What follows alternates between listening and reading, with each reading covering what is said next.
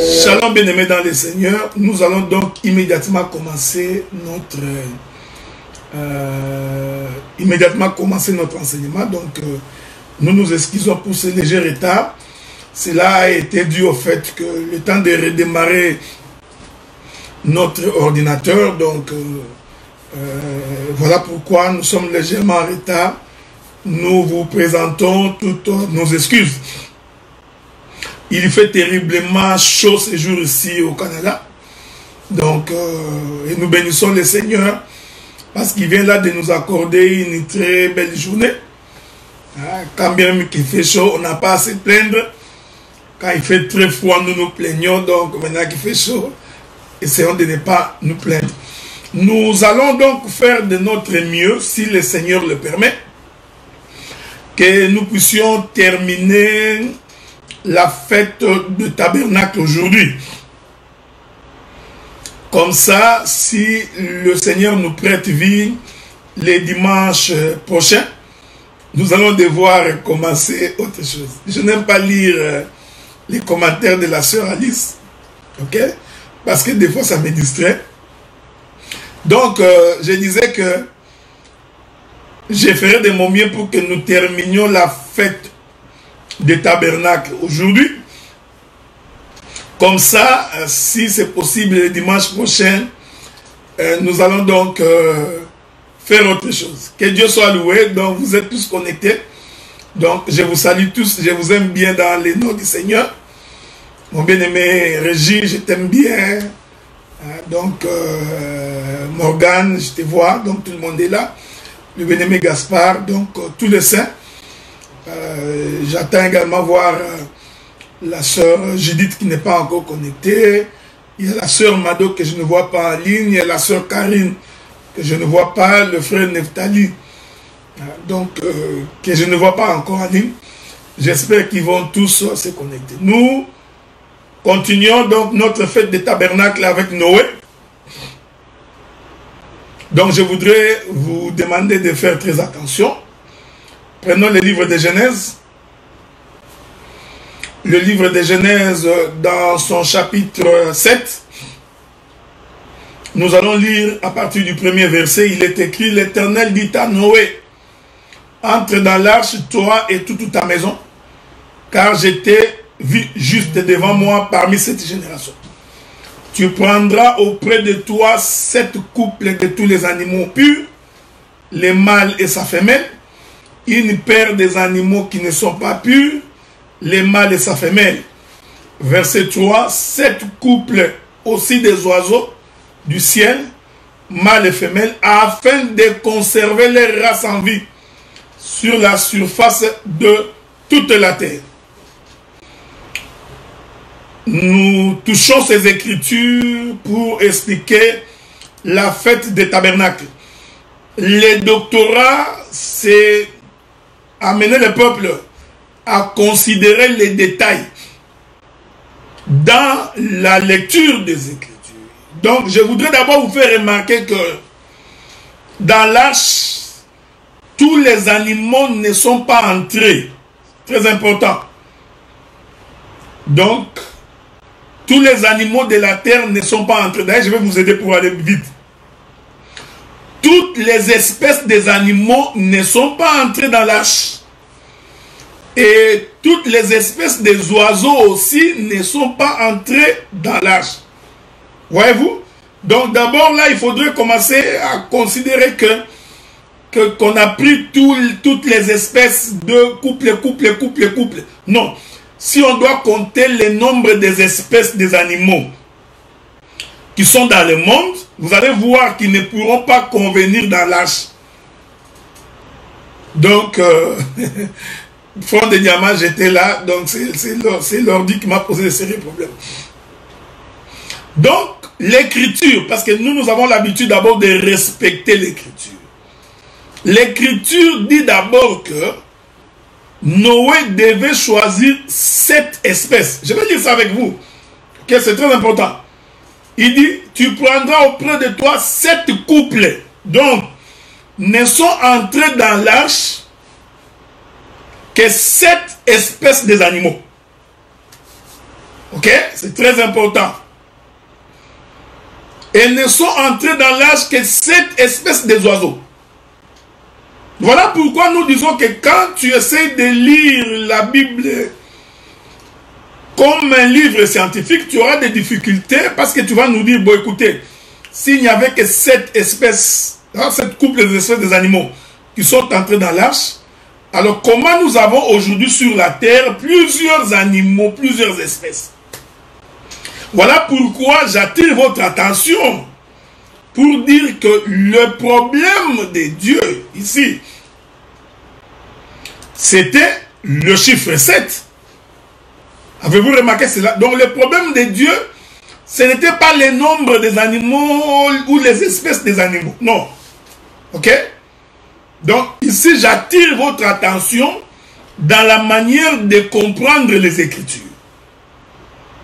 Donc dans l'arche de Noé, nous allons donc voir 7 espèces en raison de couples, mâle et femelle, qui rentrent dans l'arche.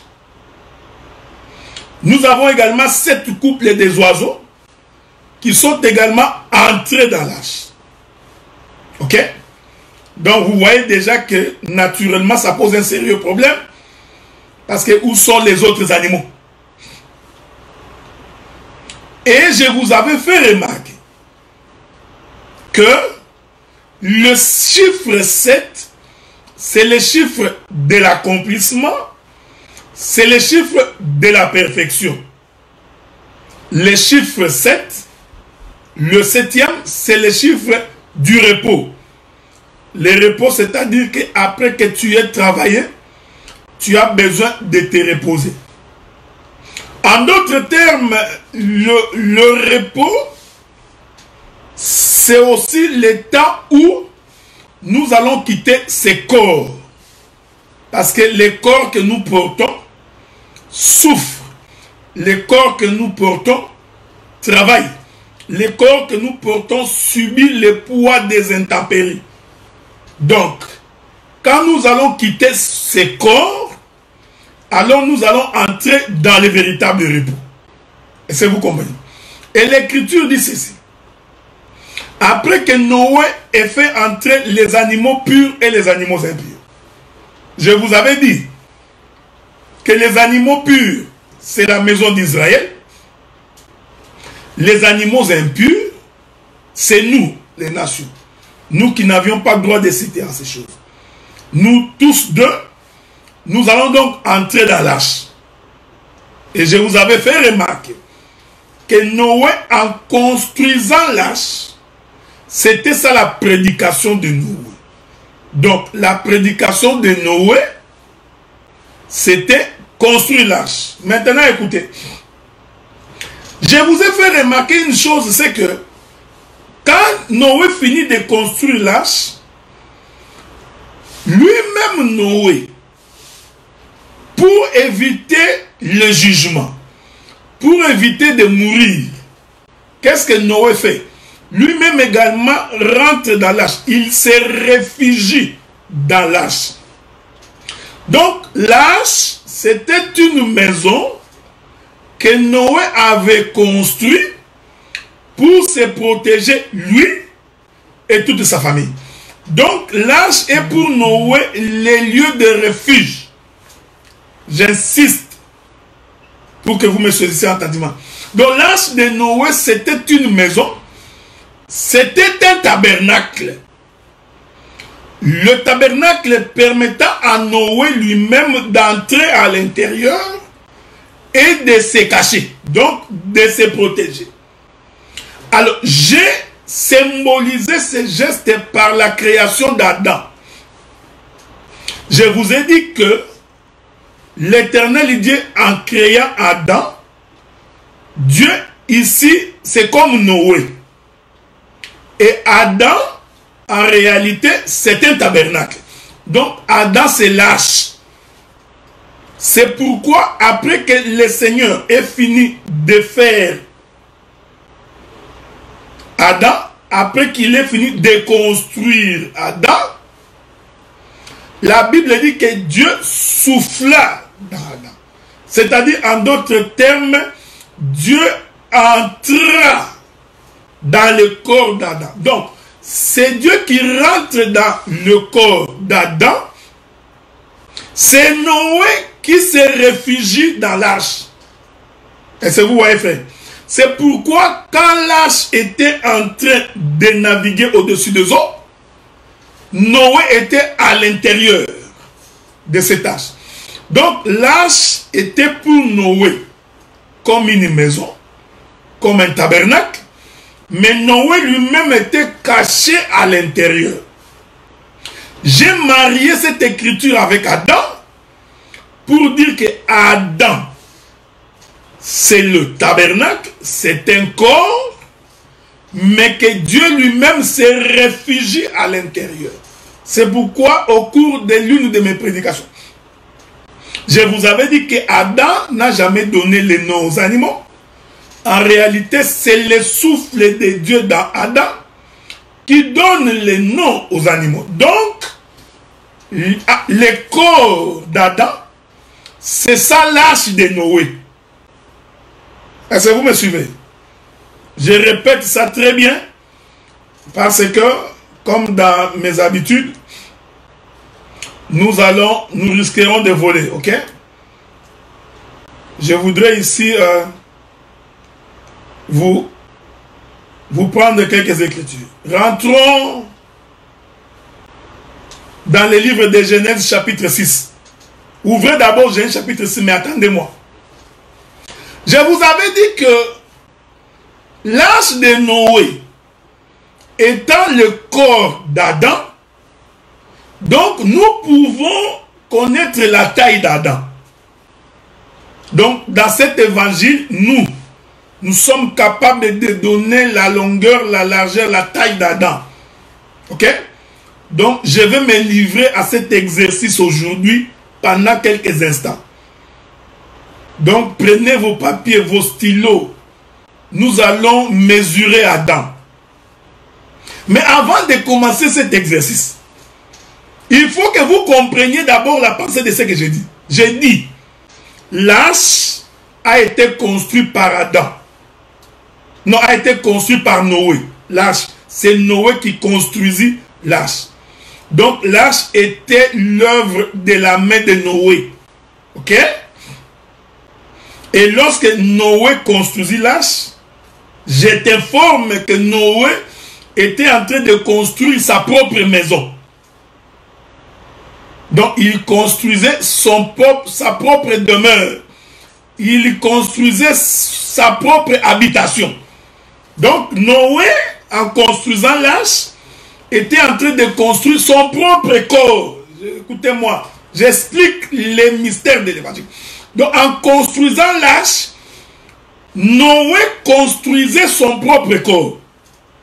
C'est ici que je suis en train d'expliquer comment Dieu s'est construit son propre corps. Voyez-vous, frère?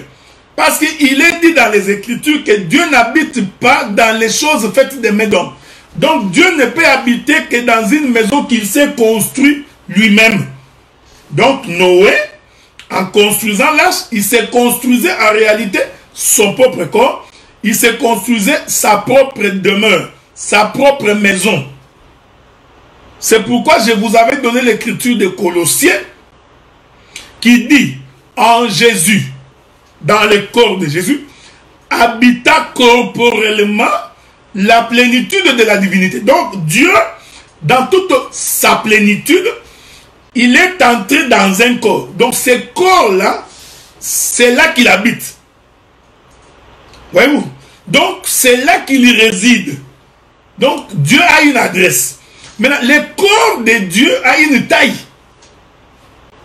Le corps de Dieu a un poids. C'est pourquoi en mariant cela avec Adam, nous comprenons que Adam, qui est le corps, c'est-à-dire Adam c'était l'arche. Parce que je vous avais dit la fois passée que pourquoi Dieu s'est-il fait un corps? Parce que Dieu avait peur de mourir.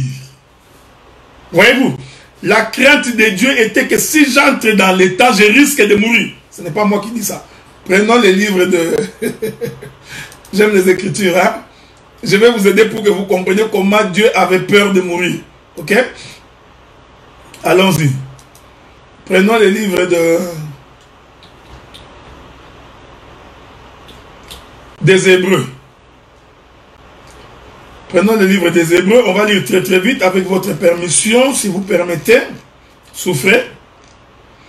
Les livres des Hébreux... Chapitre 10. Prenons le livre des Hébreux, chapitre 10. Nous commençons par le verset 1er. En effet, la loi qui possède une ombre des biens à venir. Retenez ça. La loi qui possède une ombre des biens à venir. Et non l'exacte représentation des choses ne peut jamais par le même sacrifice qu'on offre perpétuellement chaque année amener les assistants à la perfection. Autrement, n'aurait-on pas cessé de les offrir? Parce que ceux qui rendent ces cultes, étant une fois purifiés, n'auraient plus en aucune conscience de leurs péchés. Mais le souvenir des péchés est renouvelé chaque année par ces sacrifices. Car il est impossible que le sang des taureaux et des boucs ôte les péchés. C'est pourquoi, maintenant regardez, c'est pourquoi Christ, parce que Christ c'est l'esprit, c'est le oint, entrant dans le monde. Ah voilà, donc l'esprit veut entrer dans le monde. Est-ce que vous me suivez attentivement? Christ c'est l'esprit, c'est le oint de Dieu. Il veut entrer dans le monde. C'est pourquoi Christ entra dans le monde. Dit, tu n'as voulu ni sacrifice, ni offrande, mais tu m'as formé un corps. Ah, donc pour que l'esprit entre dans le monde, il fallait un corps afin que l'esprit, le Christ, puisse habiter dans ce corps. Il faut retenir ça. Donc il craignait entrer dans le monde avec sa divinité. Parce qu'il sait que quand j'entre dans le monde, je dois mourir. Pourquoi? Parce que le monde a un commencement et une fin. Donc si je commence, moi éternel, au commencement avec le monde, comme le monde prend fin, je mourrai aussi. Parce que Dieu a compris, voilà pourquoi il s'est fait une carapace. Donc il va se faire un corps. Pour que ce corps-là puisse le permettre d'entrer dans le monde. J'aime ça. C'est pourquoi Jésus dit ceci. Je vais encore vous ajouter une autre écriture. Où le Seigneur a peur de la mort. Ok? Souffrez. Souffrez avec moi. Je vais courir très vite pour vous trouver cette écriture. Avec votre permission. Nous sommes dans les livres de Matthieu chapitre 26. Matthieu chapitre 26. Je vais commencer par le verset 36. Matthieu 26, 36. Là-dessus, Jésus alla avec eux dans un lieu appelé Gethsémani. Il dit aux disciples, asseyez-vous ici pendant que je m'éloignerai pour prier. Il prit avec lui Pierre et les deux fils de Zébédée. Il commença à éprouver de la tristesse et des angoisses. Jésus commence à être triste et il est angoissé. Vous comprenez? Donc nous sommes en train d'expliquer la crainte de Dieu, de mourir. Parce qu'en fait, Jésus avait peur de mourir. Il dit alors, mon âme est triste jusqu'à la mort. Restez ici et veillez avec moi. Puis, ayant fait quelques pas en avant, il se jeta sur sa face. Il pria ainsi, mon Père, s'il est possible que cette coupe s'éloigne de moi. Voilà, tu vois la crainte de Dieu. Est-ce que vous comprenez? Je répète ça pour que tu saisisses. Dieu voulant entrer dans le monde, il s'est fait un corps. Le corps de Dieu, c'est Adam. Donc, quand nous voyons Adam, c'est Dieu dans un corps. Colossiens atteste que c'était une ombre des choses à venir. La réalité est en Christ. Donc, Christ, pendant qu'il marchait sur la terre, c'était Dieu dans le corps. Donc, le corps de Jésus, c'est ça l'arche, c'est ça Adam, c'est ça le tabernacle. Mais pendant qu'il marchait sur la terre, il a eu peur de mourir. Parce qu'il savait qu'en entrant dans le monde, il va mourir. Voilà pourquoi. Il dit, Père, s'il était possible que cette coupe s'éloigne de moi. Donc il a eu la peur de mourir. Toutefois, non pas ce que je veux, mais ce que tu veux. Donc nous comprenons, Dieu en se faisant le corps de Jésus, c'est parce que préalablement, il avait la peur de mourir. Voilà pourquoi il va se servir de ce corps pour que le corps, lui, puisse mourir et que l'esprit, la divinité, que Dieu lui-même puisse sortir. Et ça, vous comprenez ce que nous disons. C'est très important. C'est pourquoi je vous avais dit que Noé, en faisant l'arche, c'était pour se sauver lui-même. C'est ce que l'Écriture dit. Hein? Vous comprenez ce que nous disons, c'est par rapport à l'idée que Noé qui rentre dans l'arche, l'arche c'est son corps, Noé c'est Dieu. Attends, je vais vous trouver une autre écriture, si je peux la trouver. Je ne sais pas si je trouverai cette écriture-là. Souffrez, hein? Avec votre permission. Je voudrais vraiment trouver cette écriture-là dans les livres. C'est pas pourquoi il n'apparaît pas cette écriture-là de Noé. Il y a une écriture qui dit que Noé s'est sauvé par l'arche. En construisant l'arche, Noé s'est sauvé lui-même. Attendez. Je ne sais pas si je vais trouver l'écriture. Souffrez avec moi. Je crois que c'est le livre de 2 Pierre. Hein? Lisons un peu 2 Pierre. Je ne sais pas si c'est la bonne écriture. 2 Pierre chapitre 2. Donc, s'il n'a pas épargné l'ancien monde, mais s'il a sauvé Noé, le 8e, c'est prédicateur de la justice, lorsqu'il fit venir les déluges sur un monde d'impie. Donc, en construisant l'arche, donc, voyez, quand vous lisez noir sur blanc, l'Écriture dit que c'est l'Éternel qui a sauvé. Hein? Il sauva Noé le 8e. Mais celui qui a construit l'arche, c'était Noé. Donc, en fait, Noé, en se construisant l'arche, c'était pour sa propre protection. C'était pour se sauver lui-même. Se sauver de quoi? Se sauver de la pluie qui allait frapper la terre. Or, la pluie qui frappe la terre, c'est justement le jugement de Dieu. Est-ce que vous comprenez? Est-ce que vous comprenez? Donc, c'est le jugement de Dieu. Donc, oui, bien aimé, la coupe en question, c'était le péché du monde. Effectivement, c'est le fait que le corps de Jésus devait porter ses péchés. Parce qu'il faut savoir que la mort de Jésus sur la croix était aussi un mystère pour le diable. Parce que le diable était rassuré que l'histoire de Jésus finirait à la croix. Il n'a pas vu la résurrection. Sinon, il n'allait pas amener Jésus sur la croix. Donc, il faut comprendre que c'était un mystère, même pour le diable. Lorsque le Seigneur s'en allait sur la croix, le diable était sûr que ça n'était fini pour lui. Parce que s'il avait vu que, au contraire, par cette mort, je me condamnerais moi-même, le diable ne viendrait pas. Remarquez maintenant cette chose. Donc, en construisant l'arche, Noé voulait échapper au jugement qui allait frapper la terre. Ici, vous allez comprendre que Noé, c'était Dieu qui s'est fait un corps pour traverser le temps. Parce que le problème de l'homme, c'est le temps. Est-ce que vous comprenez ce que nous disons? Maintenant, une fois que vous avez compris que l'arche, c'est le corps de Noé, que l'arche, c'est Adam, l'arche, c'est le corps de Christ, Jésus, maintenant, ça va être plus facile pour moi de vous donner sa taille. Ok? Allons-y maintenant pour aller trouver la taille de Jésus. La taille d'Adam. Genèse chapitre 6. Nous lisons. Genèse chapitre 6. Attendez, je vais vous trouver l'écriture où je vais que nous puissions lire effectivement. Voilà. Nous commençons par le verset 9.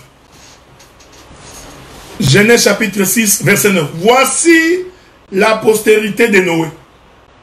Noé était un homme juste et intègre dans son temps. Noé marchait avec Dieu. Noé engendra 3 fils, Sem, Cham et Japheth. La terre était corrompue devant Dieu et la terre était pleine de violence. Dieu regarda la terre et voici elle était corrompue, car toute chair avait corrompu sa voie sur la terre. Alors Dieu dit à Noé, la fin de toute chair est arrêtée par devers moi, car ils ont rempli la terre de violence, et voici je vais les détruire avec la terre. Fais-toi une arche de bois de coffret. Nous commençons. Les corps d'Adam étaient faits en bois de coffret. Suivez, hein, suivez bien. Fais-toi une arche de bois de gopher. Tu disposeras cette arche en cellules et tu l'enduiras de poids en dedans et en dehors. Voici comment tu le feras. L'arche aura 300 coudées de longueur. Voilà. Donc, la longueur de l'arche était de 300 coudées. Est-ce que vous me suivez? N'oubliez pas que je suis en train de vous dire que l'arche, c'est le corps de Noé. C'est le corps d'Adam. Donc, notre frère Adam, il mesurait 300 coudées. 50 coudées de largeur et 30 coudées de hauteur. Est-ce que vous suivez? Je vais m'arrêter là. Donc, la taille de l'arche était de 300 coudées de longueur, 50 coudées de largeur et 30 coudées de hauteur. Donc, vous avez là la taille d'Adam.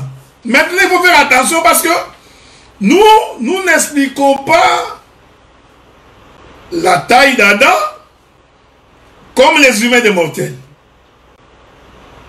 C'est très important. Maintenant, il faut que nous marchions avec vous pour aller expliquer quelle est la notion de 300 coudées. Est-ce que vous me suivez? Je vais appeler 2, 3 écritures pour que le Seigneur puisse nous aider. Je ne sais pas si je peux vous trouver cette écriture-là. Prenons le livre des Juges. Prenons le livre des Juges. Nous prenons le livre des Juges. L'Écriture dit ceci.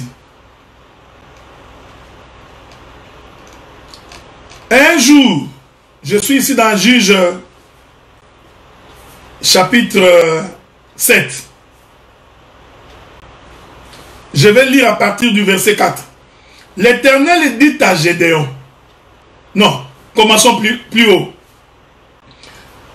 Juge chapitre 7, verset 2. L'Éternel dit à Gédéon, le peuple que tu as avec toi est trop nombreux pour que je livre Madian entre ses mains.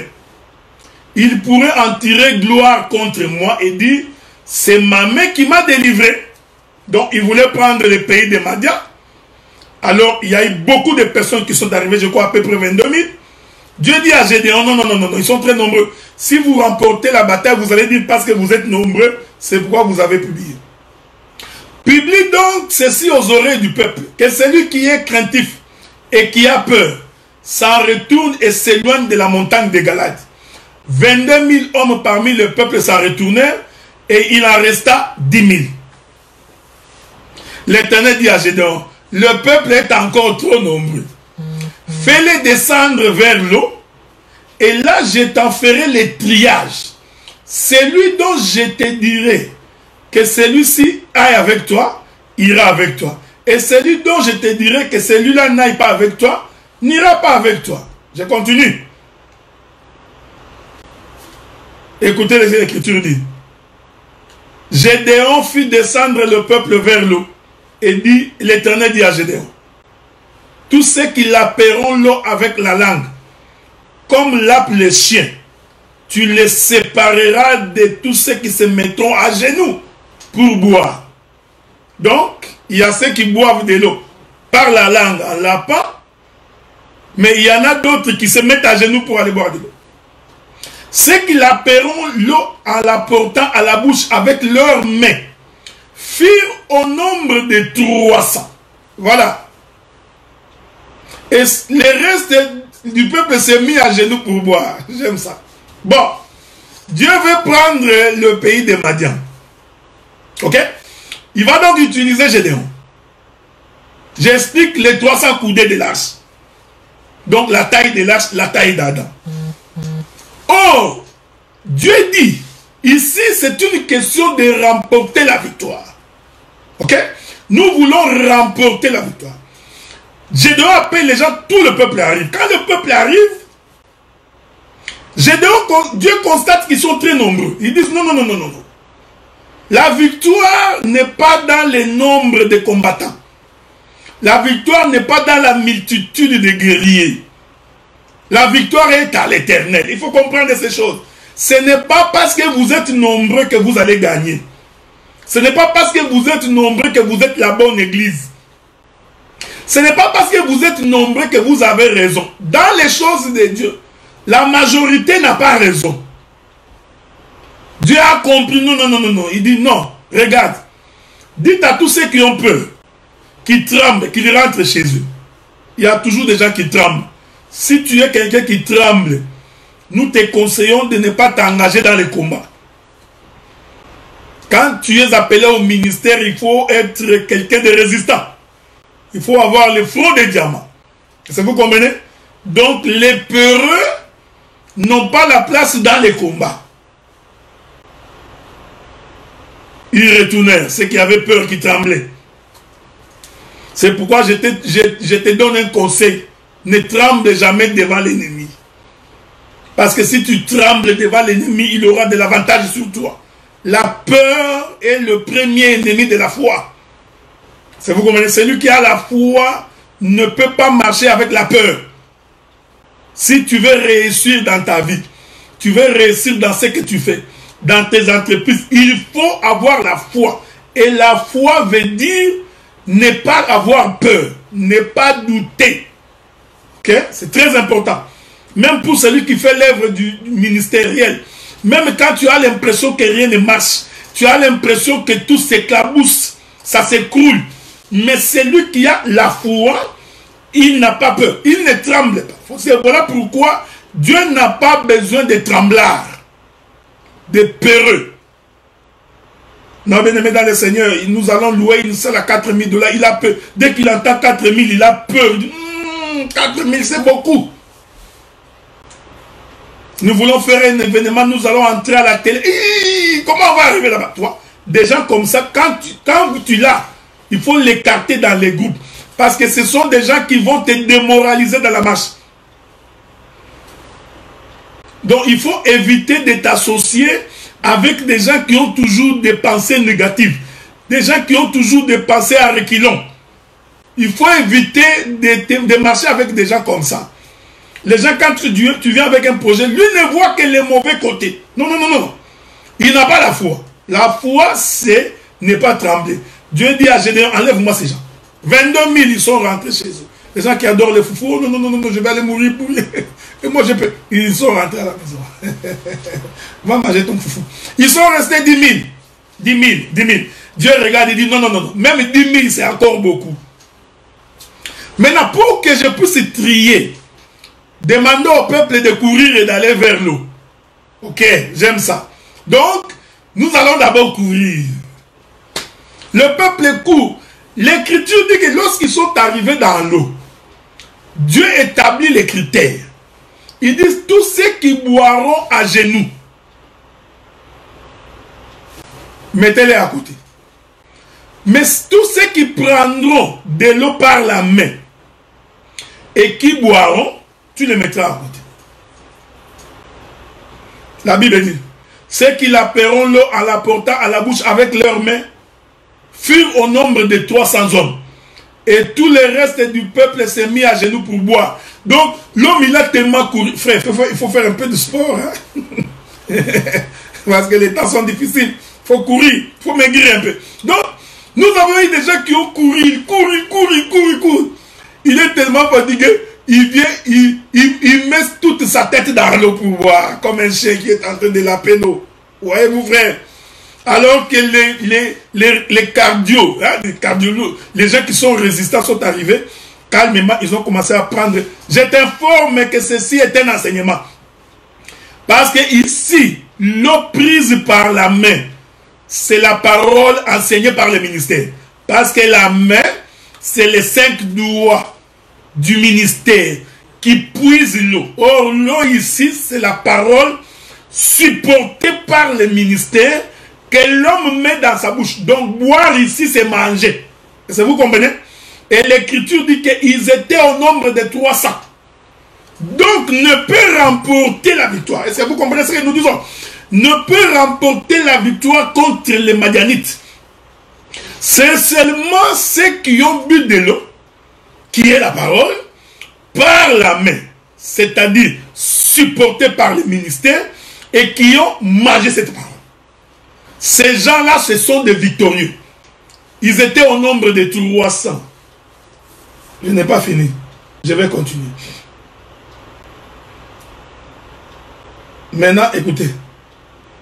Il y a encore une écriture que je vais ajouter. Ah, où est l'écriture que je cherche? Il y a une écriture que je cherche toujours là-dessous. Souffrez, hein?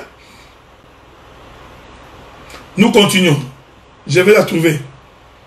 L'Éternel dit à Gédéon, c'est par les 300 hommes qui ont la paix que je vous sauverai et que je livrerai Madian entre tes mains. Que tout le reste du peuple s'en aille chacun chez soi. On prit les vivres du peuple et ses trompettes. Puis Gédéon renvoya tous les hommes d'Israël chacun dans sa tente. Il y retint le 300 hommes. Les camps de Madian étaient au-dessous de lui dans la vallée. Voyez-vous, frère? Donc, les Madianites étaient en dessous. Nous comprenons que les 300 ici étaient en réalité sur une montagne. Donc, pour aller remporter contre les Madianites, il faut donc qu'ils puissent quitter la montagne et descendre. Nous comprenons que c'est le mouvement de celui qui vient du ciel et qui descend. Parce que la vallée, c'est en bas par rapport à la montagne. Est-ce que vous comprenez ce que nous disons, frère?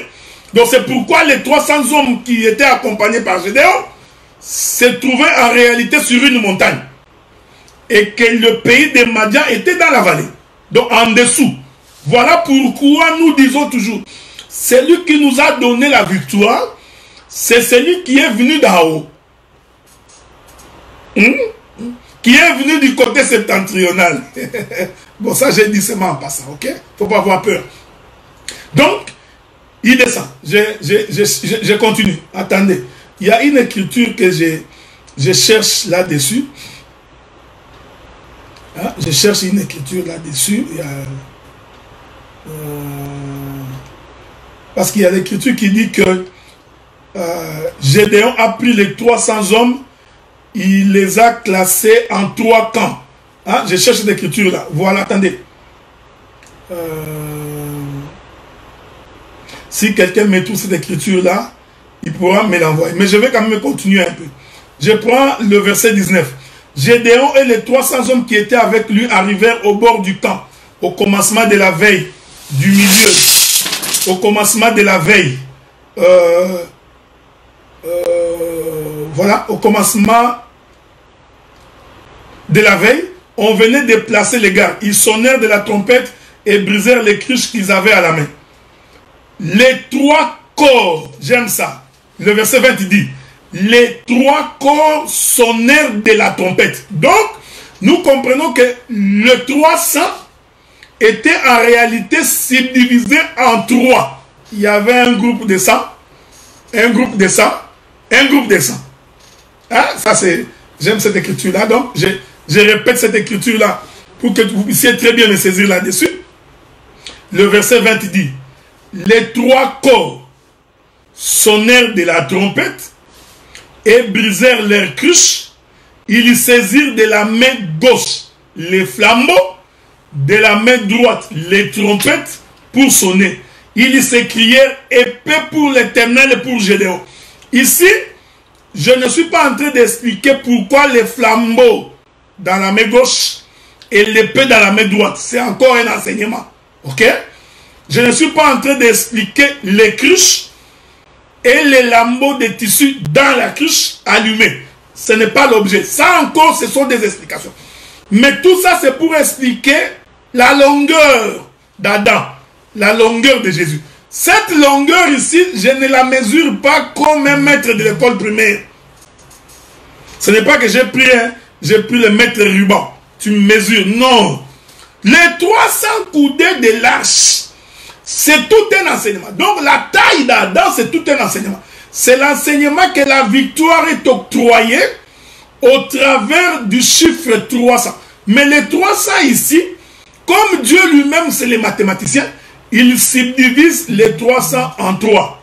Je ne sais pas si quelqu'un m'a trouvé cette écriture-là. Okay? Donc, voilà. Donc, l'écriture dit, le verset 20, les 3 corps. Donc, nous comprenons que les 300 étaient subdivisés en 3 camps. En d'autres termes, la longueur de l'arche était le chiffre 3. Est-ce que vous comprenez ça? Or, le chiffre 3, ici, par Gédéon, Dieu nous fait comprendre, c'est le chiffre qui donne la victoire. C'est le chiffre qui fait que tu puisses réussir. Est-ce que vous comprenez ce que nous disons? Donc, nous comprenons que le chiffre 3, c'est le chiffre qui fait en sorte que l'homme puisse réussir. Or, celui qui est porteur de ce chiffre 3, c'est le corps de Noé. Est-ce que vous comprenez ce que nous disons? En d'autres termes, c'est le corps de Jésus. Donc, c'est ce corps-là. Donc, nous pouvons comprendre que la longueur d'Adam, c'était 300. Et cette longueur de 300 représentait l'œuvre de la croix. Est-ce que vous comprenez ce que nous disons? C'est pourquoi dans l'arche de Noé,